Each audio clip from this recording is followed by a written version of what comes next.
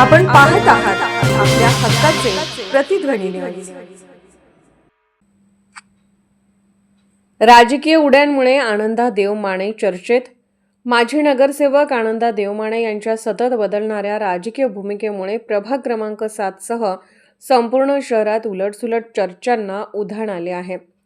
महापालिकेच्या मागील टर्ममध्ये भाजपच्या तिकिटावर निवडून आलेले आनंदा देवमाने यांनी काही कारणांमुळे सन 2023 मध्ये भाजपशी फारकत घेतली होती। त्यानंतर काही महिन्यांपूर्वी समितदादा कदम यांच्या मार्गदर्शनाखाली त्यांनी जनसुराज्य पार्टीमध्ये प्रवेश केला।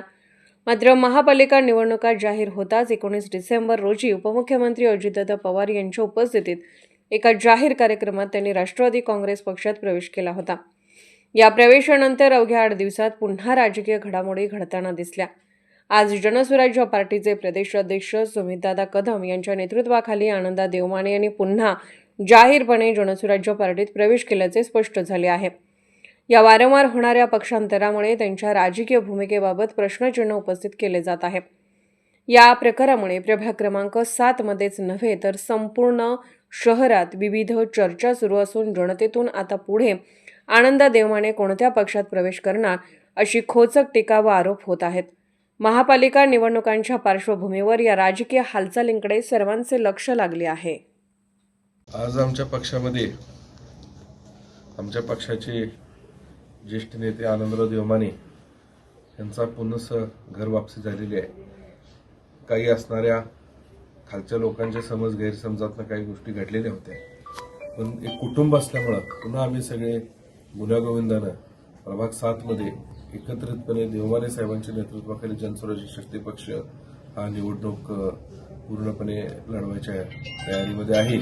त्याप्रमाणे आम्ही सगळं आमचं नियोजन करतोय आणि विकासात्मक काम जे देवमाने साहेबांनी गेल्या 5 वर्षात आणि मधल्या काळात जेव्हा महापालिका बरखास्त झाल्यावरती जनसुराज्य शक्ती पक्षाने जो भरघोस निधी आनंदराव देवमाने यांच्या नेतृत्वाखाली त्या ठिकाणी दिला, त्या माध्यमातून निवडणूक आणि प्रभागातल्या लोकांचा पूर्णपणे विश्वास हा विकासावरती आहे आणि आनंदराव देवमानेंचा हा अजेंडा, हा विकास एवढा एकच अजेंडा त्या ठिकाणी असल्यामुळे आम्ही सगळेजण त्यांच्याबरोबर ताकदीनं आहोत आणि लवकरच या बाबतीत आम्ही राज्याचे मुख्यमंत्री आदरणीय देवेंद्रजी फडणवीस साहेब, आदरणीय पालकमंत्री चंद्रकांत दादा, महायुतीचे समन्वयक असणारे शेखरजी निवडणूक प्रमुख शेखरजी इनामदार, त्याचबरोबर निरीक्षक असणारे आमदार अतुलबाबा भोसले, त्याचबरोबर आमच्या इथं प्रमुख म्हणून ज्यांची नेमणूक केली गेली ते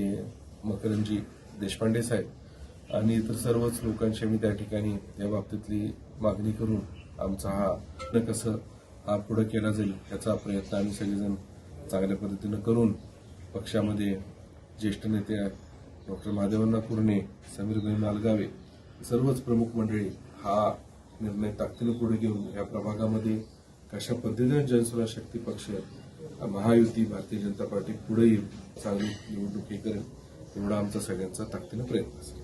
जनसुराज्य पक्ष माझे इतर पक्ष सोडून आलो।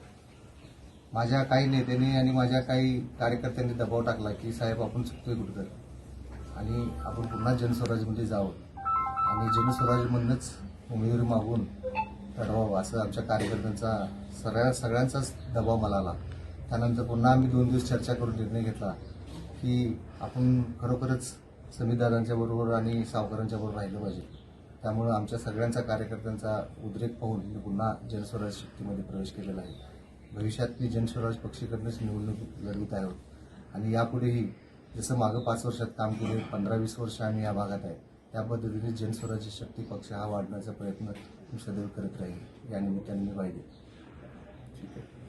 तसंच ठरल्याप्रमाणे जनस्वराज्य शक्ती पक्ष हा महायुतीतला घटक पक्ष असल्यामुळे त्याबरोबर भारतीय जनता पार्टीबरोबर असणारी आम्ही राज्यातली आघाडी, मागच्या नगरपालिका कोल्हापूर जिल्ह्यातल्या आणि इतर जिल्ह्यातल्या नगरपालिकांना जनस्वराज्य शक्ती पक्षाचा भारतीय जनता पार्टीला पूर्णपणे पाठिंबा होता। आज आदरणीय मुख्यमंत्री देवेंद्रजी फडणवीस साहेब यांच्यावर पक्षाचे अध्यक्ष आमचे नेते आदरणीय डॉक्टर आमदार विनिकोरे सावकार साहेब आणि चंद्रकांत दादांबरोबर आणि इतर सर्वच नेत्यांशी चर्चा करून लवकरच हा सगळा निर्णय आणि समाधानकारक आम्हाला सगळ्या जागा द्यायचा त्या ठिकाणी आश्वस्त आम्हाला चंद्रकांत दादांनी केलेलं आहे. त्यामुळे आमची अडचण नाही आहे आणि आम्ही सगळेजण त्याप्रमाणे कामाला लागलो. जनस्वराज पक्षात माझे इतर पक्ष सोडून आलो. माझ्या काही नेत्यांनी आणि माझ्या काही कार्यकर्त्यांनी दबाव टाकला की साहेब आपण चुकतोय कुठं आणि आपण पुन्हा जनस्वराजमध्ये जावं आणि जनस्वराजमधनंच उमेदवारी मागून चढवावं असं आमच्या कार्यकर्त्यांचा सगळ्यांचाच दबाव मला आला. त्यानंतर पुन्हा आम्ही 2 दिवस चर्चा करून निर्णय घेतला की आपण खरोखरच संविधानाच्या बरोबर आणि सावकारांच्या बरोबर राहिलं पाहिजे. त्यामुळं आमच्या सगळ्यांचा कार्यकर्त्यांचा उद्रेक पाहून मी पुन्हा जनस्वराज शक्तीमध्ये प्रवेश केलेला आहे.